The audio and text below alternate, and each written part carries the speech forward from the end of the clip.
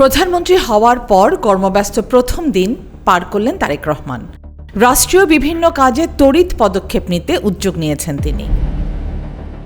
বুধবার সকালে জাতীয় স্মৃতিসৌধে মুক্তিযুদ্ধের বীর শহীদদের শ্রদ্ধা জানান প্রধানমন্ত্রী তারেক রহমান। শ্রদ্ধা নিবেদন শেষে স্মৃতিসৌধ প্রাঙ্গণে গাছের চারা রোপণ করেন প্রধানমন্ত্রী।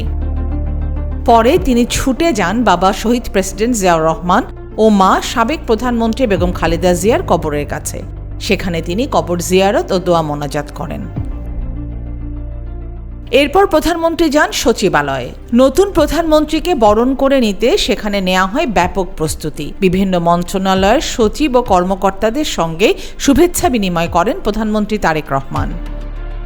এদিন সচিবালয়ে আসেন বিভিন্ন মন্ত্রণালয়ের দায়িত্বপ্রাপ্ত মন্ত্রী ও প্রতিমন্ত্রীরা। বুধবার বিকেলে প্রধানমন্ত্রীর নেতৃত্বে নতুন মন্ত্রিসভার বৈঠক অনুষ্ঠিত হয়।